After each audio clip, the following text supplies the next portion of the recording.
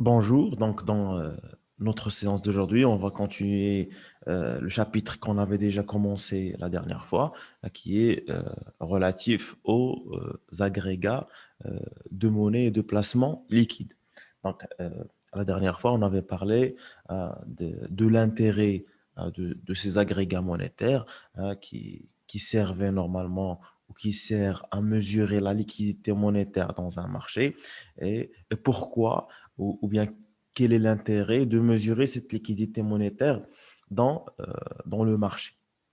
Pourquoi la Banque centrale a intérêt à mesurer cette liquidité monétaire?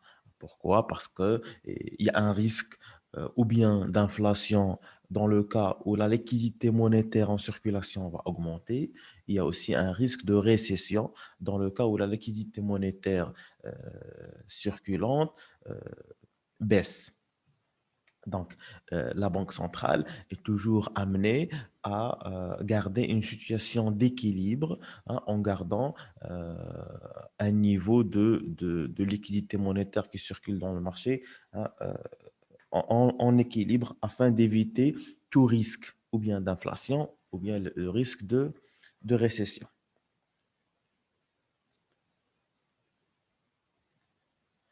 Donc, aujourd'hui, on va parler d'abord des agrégats monétaires et on va euh, essayer d'étudier un peu quels sont les critères de ces agrégats. Euh, Les agrégats monétaires qui sont définis par la Banque centrale, quels sont les critères les différents critères ou caractéristiques de ces agrégats monétaires. Alors, c'est ce qu'on appelle là, des critères de construction des agrégats de monnaie. Alors, dès l'abord, il y a deux questions qui se posent.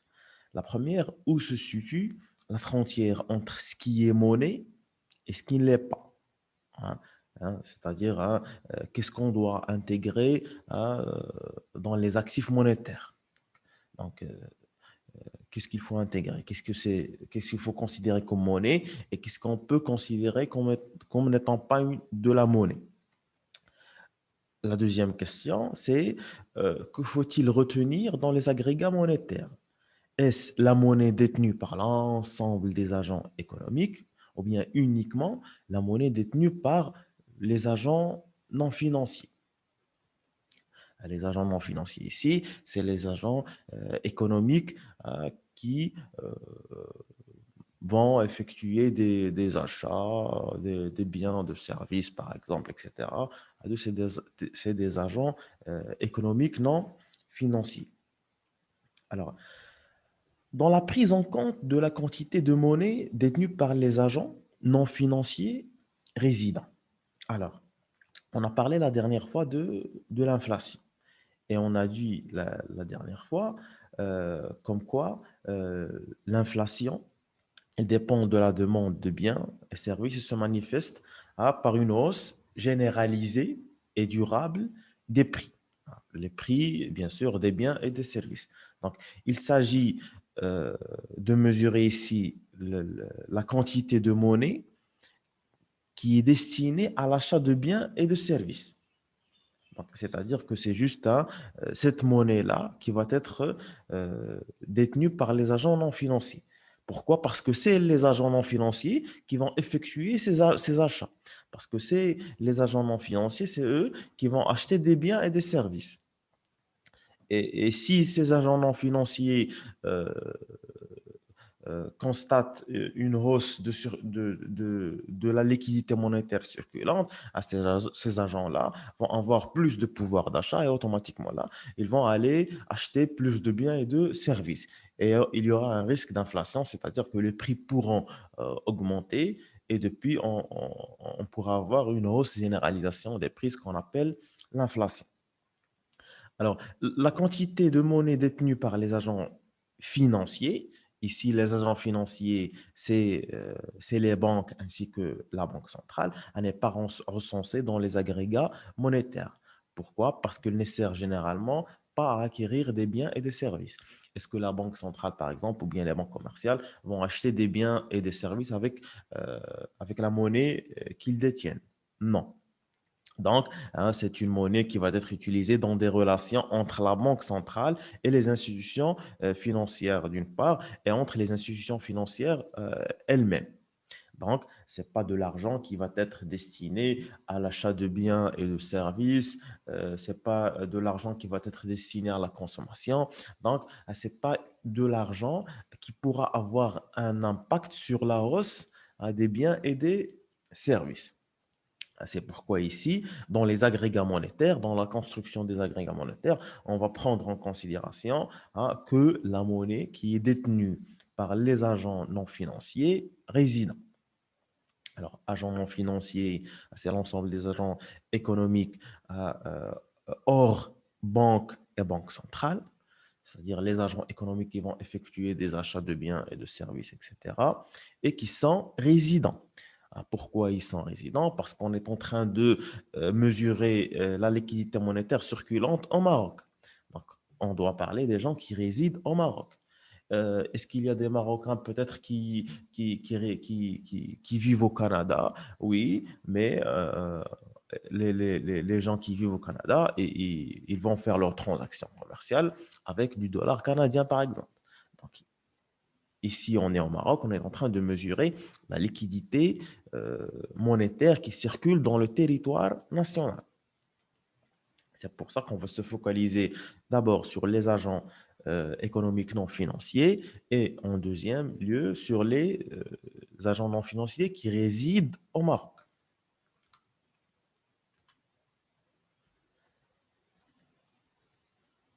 Donc, il s'agit ici d'identifier la capacité globale ou potentielle de dépenses des agents non financiers résidents. Alors ici, on parle de pouvoir d'achat.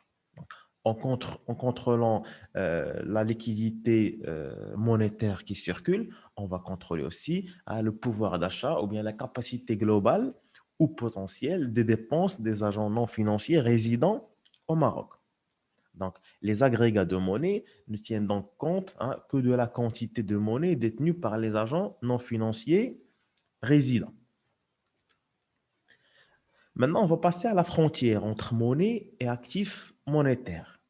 Alors, la construction des agrégats euh, de monnaie fait la distinction entre monnaie au sens strict et monnaie au sens large. Donc, on a le concept de monnaie au sens strict et on a le concept de monnaie au sens large. Ensuite, on a une deuxième distinction entre actifs monétaires et actifs non monétaires qui permet de déterminer quels sont les moyens de paiement qui seront inclus dans la monnaie au sens large. Donc, on va voir tout cela après. Donc, la monnaie au sens strict du terme euh, se base plutôt sur le critère fonctionnel et permet de distinguer entre ce qui est moyen de paiement immédiat et ce qui ne l'est pas. Et donc, entre ce qui est monnaie au sens strict et ce qui ne l'est pas. Donc, quand on parle de monnaie au sens strict, c'est l'ensemble des moyens de paiement immédiat, c'est-à-dire, par exemple, les billets de banque, c'est-à-dire les pièces de monnaie.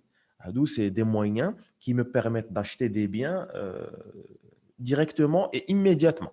Donc, je peux aller dans un marché, j'aimerais acheter des légumes, j'ai des pièces de monnaie ou bien j'ai des billets de monnaie. Donc, je retire donc les billets ou bien les pièces de monnaie de ma poche et automatiquement, je peux acheter des légumes et des marchandises. Donc, ADA, c'est un critère qui est immédiat. C'est un paiement qui est immédiat. C'est un moyen de règlement de transaction qui est immédiat. Donc, quand il y a le critère fonctionnel de la monnaie, c'est-à-dire je paye immédiatement, et là, donc, on parle de la monnaie au sens strict. Et plus je vais perdre ce critère de liquidité, de plus le concept de monnaie s'élargit. On va parler de monnaie au sens large. Donc, la monnaie au sens strict, ou ce qu'on appelle aussi la masse monétaire au sens étroit du terme, c'est-à-dire au sens strict du terme, regroupe les moyens de paiement immédiats. Les moyens de paiement immédiats, c'est quoi? C'est la monnaie fiduciaire d'abord. La monnaie fiduciaire, c'est quoi? C'est la monnaie divisionnaire, les pièces plus les billets. qui dit monnaie fiduciaire, c'est pièces de monnaie plus les billets. En plus de cela, on a aussi la monnaie scripturale. Donc, la monnaie scripturale fait aussi partie des moyens de paiement immédiat. Donc, la monnaie scripturale fait aussi partie de ce qu'on appelle la monnaie au sens strict. Pourquoi la monnaie scripturale fait partie des moyens de paiement immédiat? Parce que je peux aller, par exemple, à Marjan, je n'ai pas des billets, je n'ai pas des pièces de monnaie, mais j'ai une carte bancaire qui est liée à mon compte bancaire, par exemple. Donc, je fais mes achats à Marjan. Une fois j'arrive à la caisse, je présente ma carte et j'effectue le paiement de manière immédiate. Donc, c'est un paiement qui est effectué immédiatement. Et immédiatement, mon compte est débité et celui de Marjan est crédité. Donc, quand on parle des paiements immédiats, on va parler de la monnaie fiduciaire et on va parler de la monnaie scripturale. Donc, quand on parle de la monnaie fiduciaire et de la monnaie scripturale, c'est automatiquement la monnaie au sens strict du terme. Donc, si on s'intéressait uniquement à la capacité de dépense immédiate des agents non financiers, c'est-à-dire quand on dit capacité de dépense immédiate, c'est-à-dire monnaie fiduciaire et monnaie scripturale. Donc, si on s'intéressait uniquement à la capacité de dépense immédiate des agents non financiers, il aurait suffi de mesurer la quantité de monnaie au sens strict en circulation. Donc, si on veut mesurer à la capacité de dépense immédiate des agents non financiers, il suffit de mesurer la monnaie fiduciaire et la monnaie scripturale euh, circulante dans le marché. Une fois que je mesure la monnaie fiduciaire et la monnaie scripturale, j'ai automatiquement une idée sur la capacité de dépense immédiate des agents non financiers dans le marché marocain. Mais comme on va s'intéresser à la capacité de dépense globale ou potentielle des agents non financiers, c'est-à-dire qu'on ne va pas s'intéresser seulement à la capacité de dépense immédiate, mais on va s'intéresser à la capacité globale ou potentielle des agents non financiers. Il faut également intégrer en plus les moyens de paiement, en plus des moyens de paiement immédiats, ce qu'on appelle la monnaie au sens strict, les moyens de paiement différés. Et là, on va un peu s'élargir dans le concept de la monnaie et on va toucher beaucoup plus à la monnaie qu'on appelle une monnaie au sens large. Donc, une monnaie au sens strict, c'est les moyens de paiement immédiats. Il sert à mesurer la capacité de dépense immédiate des agents non financiers. La monnaie au sens large, c'est la monnaie au sens strict plus les moyens de paiement différés qui vont nous servir pour mesurer la capacité de dépense globale des agents non financiers. Donc, la monnaie au sens strict, elle permet de mesurer la capacité de dépense immédiate des agents non financiers. La monnaie au sens large, elle permet de mesurer la capacité de dépense globale des agents non financiers. Donc là, on distingue la différence entre la notion de monnaie au sens strict et la notion de monnaie au sens large. Alors, quand on va parler de la monnaie au sens large, elle regroupe les moyens de paiement immédiats, c'est-à-dire que la monnaie au sens large regroupe d'abord les moyens euh, immédiats de paiement, c'est-à-dire la monnaie au sens strict. Donc, qui dit monnaie au sens strict dit moyen de paiement immédiat. C'est la monnaie fiduciaire et c'est la monnaie scripturale. Monnaie fiduciaire, c'est pièces de monnaie plus billets de monnaie. Et monnaie scripturale, c'est la monnaie écrite. C'est le jeu de camp. C'est les différentes écritures à de débit et de crédit entre les différents agents économiques. Donc, la monnaie au sens strict, c'est le paiement immédiat. À cela va s'ajouter les actifs émis par les institutions financières qui ont un critère institutionnel pouvant être utilisés en règlement des transactions après conversion facile et rapide des moyens de paiement, sans que cette conversion entraîne une perte importante en capital. C'est-à-dire qu'on va convertir, ces actifs en liquide. c'est-à-dire on va aller d'une monnaie qui est moins liquide à une monnaie qui est euh, plutôt liquide ou trop liquide. Donc, la monnaie au sens large, c'est les moyens de paiement immédiat en plus des actifs émis par les institutions financières pouvant être utilisés en règlement des transactions après conversion facile et rapide en moyens de paiement. Donc, c'est des moyens de paiement, mais qui ne sont pas immédiats. C'est-à-dire on a besoin d'un peu de temps pour les convertir en liquidité.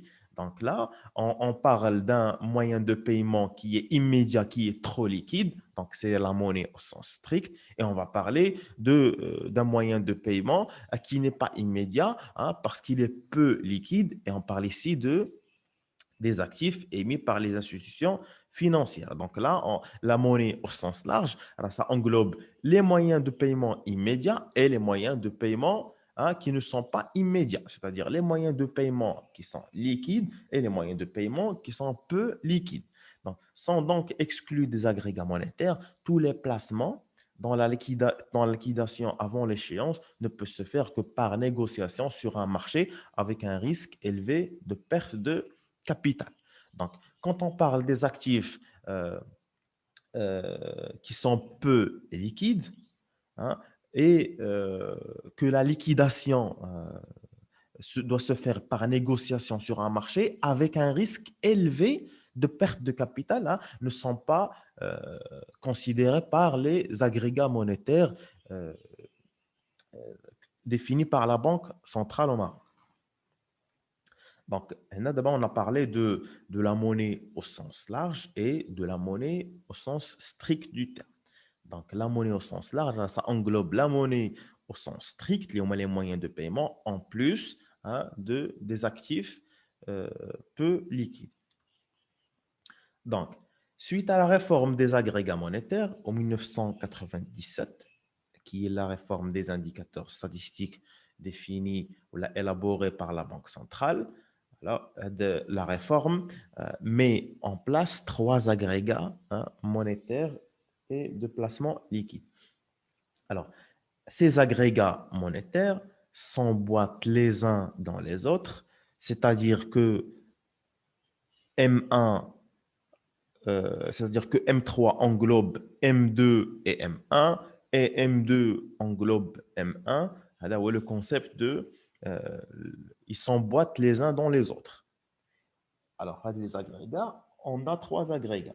Il y a M1, on a M2 et on a M3. Alors, on commence d'abord par M1. Alors, M1, c'est quoi?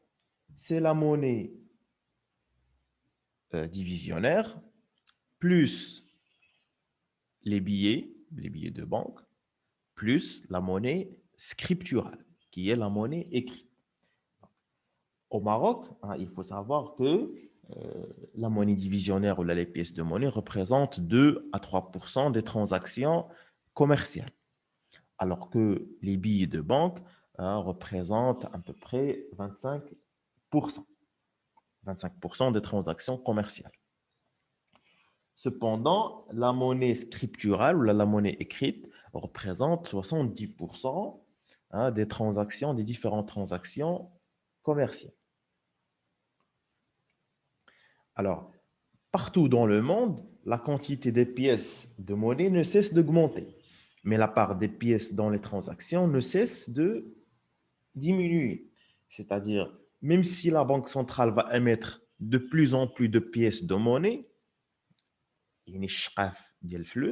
hein, leur part dans la liquidité monétaire reste faible. Elle est en train toujours de diminuer. Alors, pourquoi la Banque centrale, plus elle émet de la monnaie divisionnaire, des pièces de monnaie, la part de cette monnaie divisionnaire ne fait que diminuer. C'est simple, c'est parce que la monnaie divisionnaire, elle augmente de façon qui est très lente. Les pièces de monnaie, la circulation de ces pièces de monnaie dans le marché augmente de façon qui est très lente. Par contre, quand on parle par exemple de la monnaie scripturale, la monnaie écrite, hein, de la monnaie écrite, c'est une monnaie qui augmente de façon beaucoup plus rapide que la monnaie métallique, que la monnaie divisionnaire. Donc, on a dit aussi que les billets représentent à peu près entre 20 et 25% des transactions commerciales au Maroc et la monnaie scripturale là, qui occupe la plus grande part en termes de monnaie, de liquidité monétaire en circulation, avec un taux qui peut atteindre les 70% des transactions au Maroc. Alors, d'abord, on a parlé de M1. C'est le premier agrégat qui nous permet de mesurer la liquidité monétaire en circulation. Donc, l'agrégat, il regroupe les pièces de monnaie, les billets, ainsi que la monnaie écrite. Alors, maintenant, la question qui se pose, où est la monnaie électronique? Donc, on a parlé les formes de monnaie fiduciaire, de monnaie euh, scripturale et de monnaie électronique. Par contre, ici, on ne parle pas de monnaie électronique, les agrégats monétaires. Donc, pourquoi on ne parle pas des agrégats? Pourquoi on ne parle pas de la monnaie électronique? Alors, la monnaie électronique n'est pas prise euh, en compte par la Banque centrale pour la simple raison que la Banque centrale considère que la monnaie scripturale englobe aussi, englobe aussi la monnaie électronique. Donc, la Banque centrale considère que toute forme de monnaie électronique n'est rien d'autre qu'une forme évoluée de la monnaie scripturale. Exemple, si je possède par exemple une carte de paiement dernière génération et je peux payer avec cette carte partout où je vais dans le monde. Donc, je peux payer mes transactions avec cette carte. Mais est-ce qu'on pourra me donner cette carte si je n'ai pas de compte bancaire? Donc, automatiquement, la carte que j'ai, elle est liée à un compte bancaire. Et depuis, si je vais effectuer, je ne sais pas moi, un achat sur Internet ou bien je vais effectuer un achat en Espagne, etc. Donc, la transaction que je vais faire, ça va donner lieu à aussi à un jeu de compte, à une écriture comptable. Et automatiquement, c'est de la monnaie scripturale. Donc, c'est pour ça que la Banque centrale considère que la monnaie scripturale, la monnaie écrite, englobe aussi la monnaie électronique. C'est-à-dire pour elle, la Banque centrale considère les cartes comme étant un carnet de chèques électronique. C'est-à-dire au lieu de faire circuler la monnaie scripturale en utilisant un chèque, on va faire maintenant des transactions en utilisant un support électronique, des cartes de paiement, etc., des applications sur smartphone. Donc, pour elle, ce n'est que des moyens qui sont développés qui permettent de faire circuler de la monnaie scripturale. Parce qu'en fin de compte, c'est la monnaie scripturale, c'est la monnaie écrite qui va circuler. Donc, les banques centrales, que ce soit au Maroc ou partout dans le monde, ils ont la monnaie électronique dans leur rapport. Pourquoi? Parce que la monnaie électronique, c'est une forme des formes de la monnaie, mais en matière de comptabilité publique, la monnaie électronique est insérée ou bien est comptabilisée dans la monnaie scripturale. Donc, la monnaie scripturale, dans les rapports dans la comptabilité publique, elle inclut aussi la monnaie électronique. Donc, en ce qui concerne le premier agrégat, qui est l'agrégat M1. Donc, de l'agrégat M1, donc on a dit qu'il regroupe la monnaie fiduciaire et tous les comptes créditeurs mobilisables par chèque. Il y a une monnaie fiduciaire, c'est-à-dire la monnaie divisionnaire ou bien les billets de banque, et aussi tous les comptes créditeurs à vue, mobilisables par chèque, c'est-à-dire les comptes courants. J'ouvre un compte courant, par exemple, dans une banque, je peux à n'importe quel moment aller retirer de l'argent, ou bien avec une carte bancaire, ou bien avec un chèque, donc, et ce, quel que soit leur gestionnaire. Donc, donc c'est le premier agrégat qui est l'agrégat M1. Au niveau M1, c'est le critère fonctionnel qui est privilégié et qui permet de distinguer entre ce qui est moyen de paiement immédiat et ce qui ne l'est pas. Donc, quand on parle de critères fonctionnels, on parle de moyens de paiement immédiat. Donc, on a dit que l'agrégat M1, c'est l'ensemble des moyens de paiement immédiat qui sont immédiatement transférables en liquidité. Alors, maintenant, on passe à l'agrégat M2, au deuxième indicateur de mesure de la liquidité monétaire. Alors, l'agrégat qui est l'agrégat M2, il comprend d'abord M1, c'est-à-dire tout ce qu'on vient d'expliquer est inclus dans M2, c'est-à-dire l'ensemble des paiements immédiats, c'est-à-dire la monnaie divisionnaire, les pièces de monnaie, les billets de banque, plus la monnaie scripturale, plus les placements à vue. Donc, quelle est la différence entre M1 et M2? C'est que M2, en plus de tous les composants de M1, on a les placements à vue. Alors, c'est quoi un placement à vue? Alors, on a d'abord le placement à vue, il se compose de deux notions. Il y a la première notion qui est placement. Alors, un placement, c'est de l'argent qui produit de l'argent. C'est-à-dire qu'on va déposer de l'argent et après, on va avoir le montant ou bien le capital qu'on a déposé plus de l'intérêt. C'est-à-dire on va avoir le capital initial plus l'intérêt.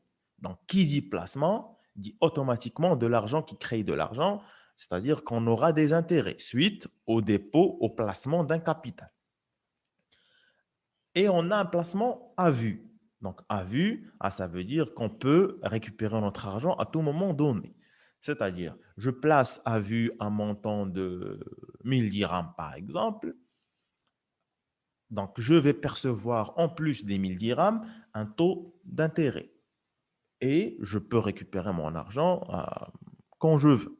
Donc, je place à vue un montant de 1000 dirhams. Après 2 mois, par exemple, je vais aller à la banque. Je vais leur dire que je veux mes 2000 dirhams que j'avais placés.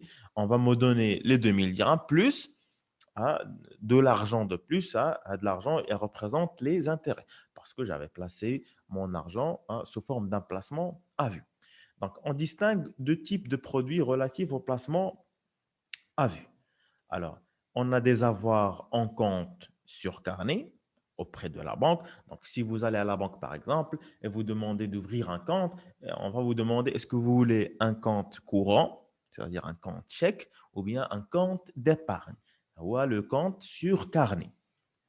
Et on a aussi des avoirs sur livret auprès de la Caisse d'épargne nationale sociale. Là, c'est un autre produit aussi d'épargne. Alors, quand on parle de placement à vue, donc c'est automatiquement un moyen d'épargne. C'est-à-dire, là, on ne parle pas d'un moyen de paiement, on parle d'un moyen d'épargne. Donc, si on prend un compte sur carnet, on ouvre le compte, on l'alimente en liquidité et en contrepartie, la banque ne met pas à notre disposition un carnet de chèques. Ce qui n'est pas le cas, ce qui est le cas, pardon, un compte courant. Un compte courant, quand je vais ouvrir un compte courant dans une banque, la banque va me donner un carnet de chèques avec une carte de crédit, une carte électronique. Comme ça, je peux retirer mon argent quand je veux. Alors, dans le cas d'un placement à vue, dans le cas où je vais ouvrir un compte sur carnet chez la banque, on va me donner ni carte bancaire pour retirer mon argent, ni compte sur chèque. Pourquoi? Parce que normalement, ce compte-là n'est pas un compte courant. Donc, pourquoi? Parce que ce n'est pas un compte qui me donne la possibilité de payer ou bien de faire des transactions à l'aide de ce compte-là. Donc, la particularité de ce produit d'épargne, c'est qu'on peut retirer notre argent à tout moment, mais sans qu'on puisse payer ni par chèque ni par carte bancaire. Parce que c'est sur quoi on s'est mis d'accord dans le contrat de création de compte. Donc, un compte sur carnet, c'est un compte qui ne sert pas à faire des transactions, c'est un compte qui sert à placer de l'argent euh, dans la banque, mais je n'ai pas le moyen pour effectuer une transaction via des chèques bancaires ou via une carte bancaire, etc. Donc, chaque fois où j'ai besoin de mon argent, je dois aller à la banque avec ce carnet-là et présenter ce carnet-là à la banque et afin de retirer mon argent. Même chose, si je veux déposer de l'argent dans mon compte sur carnet, je dois amener mon carnet avec moi. Comme ça, je vais noter, je vais déposer de l'argent à la banque sur mon compte carnet. Donc, là, c'est un actif qui est moins liquide. Donc, alors, parmi les questions qui peuvent se poser, hein, c'est pourquoi on fait cette distinction entre M1 et M2. Pourquoi on a mis les placements à vue, vu que c'est aussi liquide, pourquoi on n'a pas mis les placements à vue euh, dans l'agrégat M1? Pourquoi on n'a pas inclus les placements à vue dans l'agrégat M1? Pourquoi on fait la distinction entre M1 et M2? Pourquoi on fait la distinction, par exemple, entre monnaie fiduciaire et monnaie scripturale et les placements à vue? Pourquoi on a élaboré deux agrégats? La question, elle est très simple. Je prends un exemple. On a par exemple trois agents économiques. Donc, trois agents économiques. Un agent qui possède de la liquidité, un deuxième qui possède un compte sur chèque et un troisième qui possède un compte sur carnet. J'ai le premier agent qui possède de la liquidité, c'est-à-dire qu'il y a de la monnaie fiduciaire. Il dispose des pièces de monnaie en plus des billets de banque. Et on a un deuxième agent qui a ouvert un compte en banque, mais c'est un compte courant. C'est-à-dire, il a ouvert un compte, il a un carnet de chèques et il a une carte électronique. Il peut faire des transactions, etc. Et on a un troisième agent économique. Le troisième agent économique, il est allé à la banque, mais il a ouvert un compte sur carnet. Donc, maintenant, si par exemple les trois vont aller dans un marché, par exemple, pour faire des courses, hein, quels sont ceux qui vont faire les transactions plus rapidement? Automatiquement, ceux qui vont faire les transactions plus rapidement, c'est les deux premiers. Donc, c'est le premier agent qui a de la liquidité, donc هز معاه الفلوس, عنده des billets ou عنده des pièces de monnaie, donc automatiquement il va retirer de l'argent de sa poche, il va payer la marchandise qu'il a achetée. Le deuxième agent, il a un compte courant, ou bien un carnet de chèques ou bien une carte électronique, il va retirer la carte électronique, il va payer la transaction avec la carte électronique et automatiquement il va avoir la marchandise. Donc, on a les deux premiers agents, ils ont des moyens de paiement qu'on appelle des moyens de paiement immédiats. On parle de la monnaie au sens strict. Voyons voir maintenant le troisième agent. Le troisième agent qui avait ouvert un compte bancaire, un compte sur carnet. Donc, avec le monsieur qui avait ouvert un compte sur carnet, il est aussi dans le marché pour faire des courses, pour acheter de la marchandise. Il va vouloir acheter de la marchandise. Est-ce qu'il a de la liquidité sur lui? Non, il n'a pas de liquidité. Est-ce qu'il a un compte courant? Non, il n'a pas de compte courant, mais il a un compte sur carnet. Est-ce que le compte sur carnet lui permet de faire des transactions? Non. Qu'est-ce qu'il doit faire? Il doit prendre son carnet et aller à la banque pour retirer de l'argent auprès de sa banque et revenir au marché avec de la monnaie liquide pour effectuer le transaction. Donc, automatiquement, qui est le plus rapide en termes de transaction ici? C'est ou bien celui qui a de la monnaie fiduciaire avec lui, des pièces ou bien des billets, et celui qui a un compte courant et qui dispose d'un chèque ou bien d'une carte électronique avec laquelle elle va effectuer les transactions. Donc, c'est pour ça qu'on a fait la distinction entre M1 et M2, parce qu'il y a une différence dans le degré de liquidité. Donc, on voit que ça n'a pas le même degré de liquidité. Donc, les moyens de paiement immédiat, avec par exemple le compte sur carnet, il y a une distinction en termes de degré de liquidité. C'est la raison pour laquelle on ne peut pas mettre les deux produits M1 et M2 dans la même famille. C'est-à-dire qu'on ne peut pas mettre les placements à vue avec l'agrégat M1. L'agrégat M1, il sert à mesurer les moyens de paiement immédiat. Alors que M2, on lui a ajouté les placements à vue. On a ajouté au M2 les placements à vue, c'est-à-dire c'est des moyens qui sont pas immédiats, mais ça va prendre un peu plus de temps pour effectuer des transactions. Donc, là aussi, on va parler d'une notion très importante de la monnaie qui est la propriété fondamentale de la monnaie. Alors, la propriété fondamentale de la monnaie, hein, c'est le fait que la monnaie est une liquidité par excellence. C'est-à-dire qu'avec la monnaie, sur simple transfert, on est censé rembourser ou bien récupérer des biens. C'est-à-dire avec de la monnaie, je peux acheter des biens, je peux échanger, je peux faire une transaction. Donc, on a dit, c'est ce qu'on appelle la liquidité par excellence. Hein, c'est la propriété fondamentale de la monnaie. Quand on va parler des placements à vue, là, la monnaie devient moins liquide. Hein, c'est un moyen qui est moins liquide. Et automatiquement, c'est pour ça qu'on a fait la différence entre le premier agrégat qui est l'agrégat M1 et le deuxième agrégat qui est l'agrégat M2.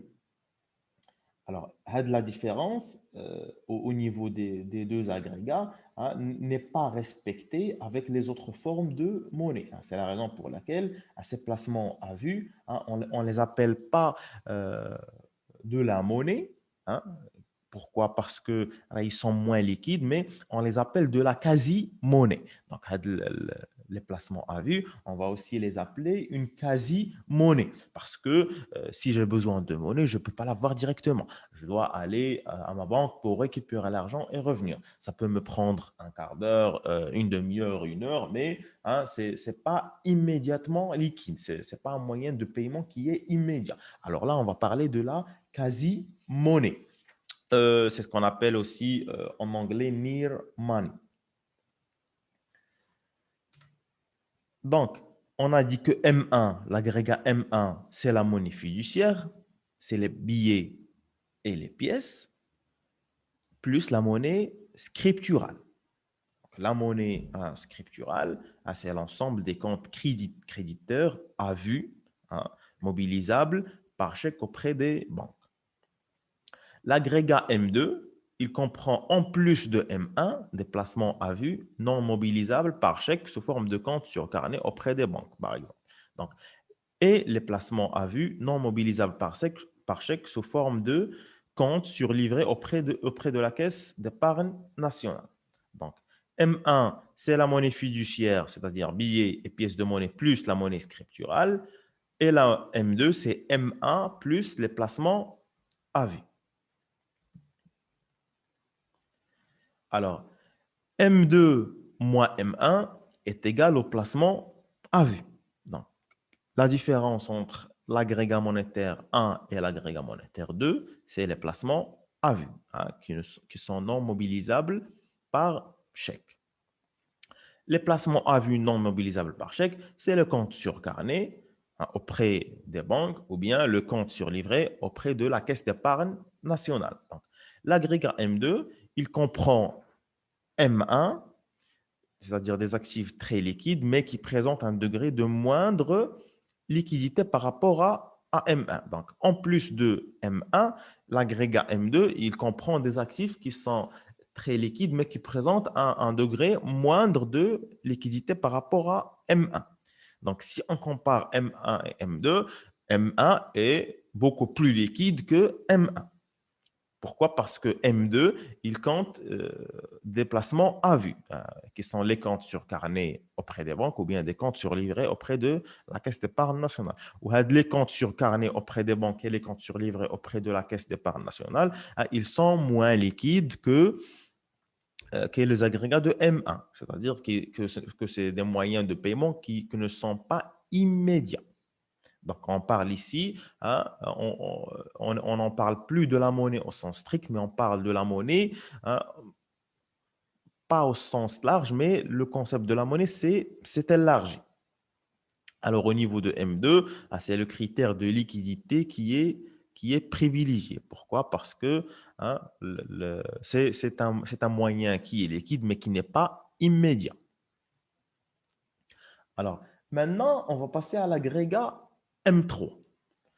Alors, On a dit que M1, c'est l'ensemble des moyens de paiement. M2, c'est l'ensemble des moyens de paiement immédiats plus les placements à vue. Et on a M3 qui englobe M2 plus les placements à terme. Alors, l'agrégat M3, c'est M2 plus les placements à terme. Les placements à terme, c'est quoi? C'est l'argent qui produit de l'argent, mais à l'échéance, c'est-à-dire après une durée déterminée. C'est-à-dire qu'on ne peut pas retirer l'argent avant l'échéance. Il faut attendre l'échéance pour qu'on puisse retirer notre argent. Alors, au Maroc, les placements à terme se composent de deux produits. Donc, on a les comptes à terme, c'est le compte bloqué. Euh, on bloque de l'argent. On a un compte bancaire, on va bloquer notre argent. C'est ce qu'on appelle des comptes à terme.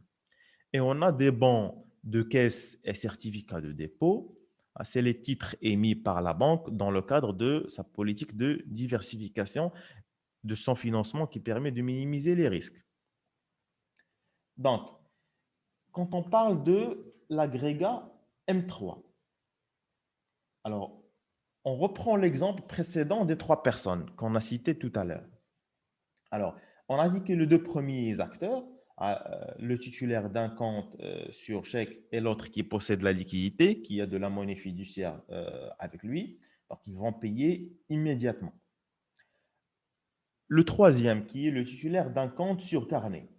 Il a besoin, on a dit, d'une demi-heure ou bien d'une heure pour aller à la banque avec le carnet et chercher l'argent et revenir avec de la liquidité pour pouvoir effectuer la transaction. Alors ici, on va ajouter une quatrième personne. Celui, par exemple, qui a un compte à terme, qui a de l'argent dans la banque, mais qui est débloqué. De la quatrième personne qui a de l'argent, mais cet argent est bloqué en banque, est-ce qu'elle va payer? Non, il ne pourra pas payer, sachant que ce monsieur-là, il a de l'argent, mais c'est un argent qui est bloqué. Donc, c'est un argent qui ne représente pas un moyen immédiat de paiement et qui est euh, moins liquide parce qu'il n'a pas de la liquidité avec lui. L'argent bloqué dans une banque, elle peut être débloquée, mais avec certain nombre de pénalités. Alors, au Maroc, par exemple, lorsqu'on veut débloquer un compte, on va être subi d'une pénalité de 2 points, c'est-à-dire si le taux d'intérêt au départ est de 3%, finalement, on n'aura que les 1% sur le séjour de la monnaie à la banque. Et en même temps, on n'aura que 90% de ce qu'on a déposé au début. Donc, les 10%, on ne va pas les perdre, mais on va négocier avec la banque une autre échéance. Donc, HADA, c'est un moyen euh, mis en place par la banque afin de dissuader les gens à ne pas s'amuser avec le blocage et déblocage de l'argent, de leur compte. Pourquoi on essaie de dissuader les gens pour qu'ils ne bloquent pas et débloquent à chaque fois leur argent dans la banque? Donc, exemple, donc, par exemple, on a un client qui a 10 millions de dirhams et qui la bloque dans la banque, qui bloque ces 10 000 dirhams au niveau de la banque. Donc, c'est une très bonne chose pour la banque. Pourquoi? Parce que la banque, il va prendre cet argent-là, les 10 millions de dirhams, et il va les investir. Il va investir cet argent pour gagner de l'argent, pour gagner du profit. Donc, c'est l'argent qui produit de l'argent. Donc, elle va prendre cet argent et elle va l'utiliser pour financer un grand projet d'investissement, par exemple, un crédit qui va lui permettre de gagner. Donc, supposons maintenant que ce client, il se met d'accord avec la banque qu'il va bloquer les 10 millions de dirhams pendant une année, avec un taux d'intérêt, bien sûr. Alors, le monsieur, après 3 mois, il arrive. Il veut récupérer ses 10 millions de dirhams. Normalement, pour la banque, c'est la catastrophe. Pourquoi? Parce que la banque, elle a déjà investi cette somme d'argent dans un projet d'investissement. La monnaie a déjà été investie. Alors que le monsieur, il vient, il réclame euh, son argent. Donc, la banque, elle sera appelée à prendre de l'argent de quelqu'un d'autre pour donner l'argent à son client. C'est la raison pour laquelle les banques au Maroc utilisent des instruments afin de dissuader les clients à ne pas s'amuser à bloquer et à débloquer leur compte. Parce que ce n'est pas dans l'intérêt de la banque de débloquer à chaque fois de l'argent qui a été déjà investi. Donc, ce qui est important pour la banque, c'est l'exploitation de l'argent. Donc, une banque peut se permettre de renoncer euh, un certain de projets d'investissement. Donc, elle peut se permettre de ne plus réaliser l'investissement. Donc, on peut annuler le projet et rendre l'argent à son propriétaire. Mais la banque ne peut pas vivre si elle n'a pas de l'argent. Donc, la banque, elle fait ce qu'on appelle du commerce de l'argent. C'est de l'argent qui produit de l'argent. C'est-à-dire, on va prendre l'argent de chez quelqu'un et on va l'investir. Et c'est comme ça que l'argent, que la banque fait de l'argent. C'est comme ça que la banque gagne de l'argent. Donc, si l'argent n'est pas là, c'est la catastrophe pour la banque. Donc, le système bancaire peut être au Maroc ou ailleurs basé sur une seule variable qui est la variable de la confiance. Si tout le monde vient retirer son argent en un seul coup, c'est la catastrophe pour les banques. Alors, maintenant, on a dit que les placements à terme au Maroc, ils se composent de produits qui sont les comptes à terme ainsi que les bons de caisse et certificats de dépôt. Donc, on a dit que les comptes à terme, c'est les comptes qui sont bloqués, c'est le blocage d'argent dans des comptes bancaires. Donc, j'ai un compte, je peux bloquer mon argent dans un compte à terme, par exemple, et avoir un gain d'intérêt après une durée que je vais fixer, ça peut être 6 mois, un an, etc. Donc là, on parle de l'argent qui est, qui est bloqué. Alors, pour le deuxième produit, qui sont les bons de caisse ou bien le certificat de dépôt, ce sont des titres émis par la banque dans le cadre de sa politique de diversification de son financement qui permet de minimiser les risques. Donc, pour financer ou diversifier ses activités de financement, la banque ne veut pas se limiter au compte à terme, mais elle va aussi mettre en place dans le marché un nouveau produit, ou bien les bons de caisse, ou bien les certificats de dépôt. Alors, les banques, normalement, où est-ce qu'elles trouvent de l'argent? Alors, l'argent pour la banque se trouve dans les dépôts des clients. Mais les dépôts de clients, ce sont soit des dépôts à vue, c'est-à-dire que ces clients peuvent se présenter à n'importe quel moment pour retirer leur argent, et c'est la raison pour laquelle les banques proposent généralement aux clients des produits d'épargne afin de les pousser à laisser l'argent au maximum possible euh, dans la banque. Comme ça, si l'argent reste un maximum possible au niveau de la banque pourra investir cet argent. Donc, plus l'argent reste dans la banque, plus la banque pourra investir dans cet argent. Donc, là, la banque, elle a intérêt à encourager les gens à ne pas placer ou à déposer leur argent à vue, mais à les placer à terme, à déposer ou bien à placer cet argent à terme. Donc, parmi ces produits d'épargne, donc, il y a des comptes à terme, des comptes sur carnet qu'on a vu dans les placements à vue, et on a aussi des bons de caisse ou des certificats de dépôt. Donc, pour les bons de caisse et les certificats de dépôt, il s'agit du même principe de rémunération. Donc, on dépose de l'argent, mais on dépose de l'argent quand il s'agit des comptes à terme, c'est-à-dire des comptes bloqués, mais quand il s'agit des bons de caisse ou bien des certificats de dépôt, donc au lieu de bloquer de l'argent sur un compte bancaire, on va vendre au client un titre. Le titre, qu'on appelle par exemple un certificat de dépôt, on va lui vendre à ce client un titre-là. Il va nous donner en contrepartie de ce titre-là, de ce certificat, de l'argent. Donc, la banque, qu'est-ce qu'il va faire avec cet argent? Elle va l'investir. Est-ce que le, le monsieur qui a acheté le titre peut récupérer l'argent avant l'échéance? Normalement, s'il veut avoir le capital avec l'intérêt fixé, non, il ne pourra pas. Mais toujours, bien sûr, il y a la possibilité d'avoir l'argent avant l'échéance de ce titre. Donc, il peut demander ou bien à sa banque de s'engager sur le marché et de vendre le titre. Sinon, le client peut à lui seul vendre le titre à quelqu'un d'autre sur le marché boursier.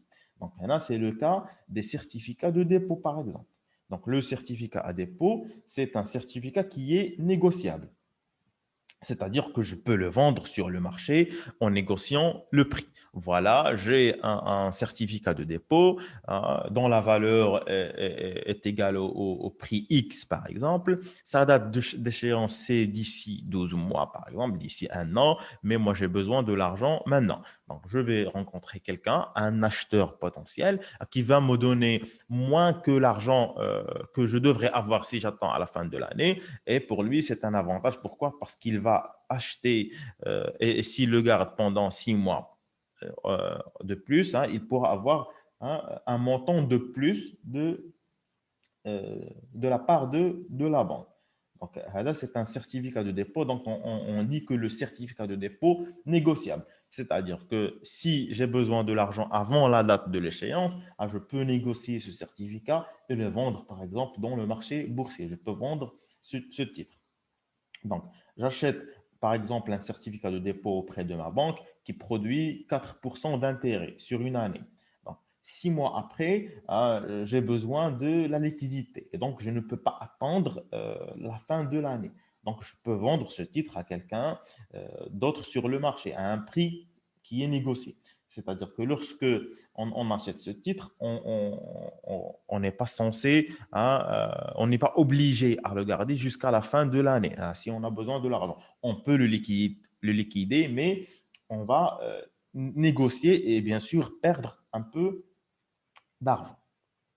Alors, le certificat de dépôt, c'est un des produits de placement à terme. Donc, c'est un des produits qu'englobe le troisième agrégat qui est l'agrégat M3. Par contre, le cas des bons de caisse, ce sont des types qui ont les mêmes caractéristiques, hein, à peu près c'est la même chose, mais les bons de caisse, je ne peux pas négocier. Ce n'est pas un titre qui est négociable. Donc, les bons de caisse, ils ne sont pas négociables comme c'est le cas pour les certificats de dépôt. Donc là, donc quand il s'agit de M3. Donc, c'est quoi la différence entre M3 et M2? C'est les placements à terme. Pourquoi? Parce que M2 plus les placements à terme, ça donne M3. Les placements à terme, c'est quoi? C'est les comptes à terme auprès des banques. C'est quand je bloque de l'argent, c'est le blocage de l'argent dans un compte bancaire plus les bons à échéance fixe, c'est les bons de caisse, plus les certificats de dépôt. Donc, c'est quoi la différence entre les bons à échéance fixe et les certificats de dépôt? Les certificats de dépôt, ils sont des titres négociables, c'est-à-dire que je peux ou bien demander à ma banque de les vendre, ou bien je peux négocier à moi tout seul et les vendre. Pour les bons d'échéance, je dois toujours demander à ma banque de s'engager pour avoir de la liquidité. Je ne peux pas négocier et les vendre tout seul. Donc, au niveau de M3, le critère institutionnel va permettre de ne retenir parmi les actifs monétaires que les actifs qui sont émis par une institution financière. Exemple, les bons à échéance fixe et les certificats de dépôt. Donc, c'est l'institution qui crée de la monnaie ou qui gère des actifs monétaires. Donc, faire de l'agrégat M3, on ne va pas inclure d'autres actifs monétaires qui sont émis par d'autres institutions, hors que les institutions financières monétaires reconnues par l'État. Donc, il y a un critère institutionnel. Très bien. Alors, ce qu'il faut retenir, c'est que l'agrégat M1, il correspond à la définition la plus étroite de la masse monétaire. Donc, en ajoutant des actifs supplémentaires successivement, on aboutit à M2, qui constitue un agrégat intermédiaire, puis à M3, qui représente la masse monétaire au sens large. Donc, M3, ça veut dire quoi? Ça veut dire la monnaie au sens large. M1, c'est la monnaie au sens strict. Entre les deux, on a M2. Donc, l'agrégat M3 s'appuie sur l'utilisation combinée du critère de liquidité et du critère institutionnel, puisque M3 comprend M2 et les actifs liquides émis ou gérés par les institutions financières et pouvant être utilisés en règlement des transactions après conversion rapide et facile en moyen de paiement sans grand risque de perte de capital. C'est-à-dire que on n'inclut pas ici les moyens de paiement où il y a un très grand risque de perte de capital. Donc, on a l'agrégat M3, il correspond donc à la définition de la masse monétaire à son sens qui est le sens large. Alors, maintenant, supposons qu'au Maroc, par exemple, le stock de monnaie de M1 s'élève à 100 milliards de dirhams. Le stock de monnaie, il s'élève à 100 milliards de dirhams. Et avec ces 100 milliards de dirhams, la Banque centrale permet de maintenir l'économie marocaine en équilibre. Hein. C'est-à-dire, comme on a expliqué la dernière fois, avec les 100 milliards de dirhams en circulation, il n'y a ni inflation, ni risque d'inflation, ni risque de récession. Les 100 milliards de dirhams, hein, c'est M1, par exemple. Qui dit M1, c'est-à-dire qu'on a la monnaie fiduciaire plus la monnaie scripturale. C'est-à-dire, si on va voir la monnaie, la liquidité monétaire en circulation, bien sûr, en prenant en considération l'agrégat M1, l'indicateur M1, on trouve hein, qu'il s'agit de 100 milliards de dirhams. Et les 100 milliards de dirhams, hein, avec les 100 milliards de dirhams, l'économie marocaine est en équilibre. Il n'y a ni risque d'inflation, ni risque de récession. Alors, et parallèlement, ce qu'on appelle la quasi-monnaie, c'est-à-dire les placements à terme et les placements à vue, s'élèvent à 60 milliards de dirhams. Alors, supposons maintenant le jour de, c'est peut-être la veille de l'Eid, par exemple, ou bien la veille du Ramadan. Supposons que de la veille du Ramadan, ou la veille de l'Eid, les agents économiques ou les détenteurs de cette quasi-monnaie, c'est-à-dire les gens qui ont des placements à vue ou des placements à terme, ils vont se rendre à la banque pour convertir la quasi-monnaie qu'ils ont, et c'est leur droit bien sûr, hein, en de l'argent liquide. Donc, alors là, quand ils vont aller convertir cet argent, donc, ils vont convertir la liquidité monétaire, leur compte qu'ils ont, ou bien placement à vie ou bien les placements à terme. Donc, la liquidité monétaire qui circule va augmenter automatiquement de 100 milliards de dirhams à 160 milliards de dirhams. Pourquoi? Parce que avec le M1, il nous avait mesuré comme quoi là, il y a 100 milliards de dirhams qui circulent en tant que monnaie fiduciaire et monnaie scripturale. Mais le M2 et le M3, ils nous ont indiqué qu'il y a, en plus de cela, il y a 60 milliards de dirhams qui circulent dans le marché, mais qui est sous forme de placement à vue et placement à terme.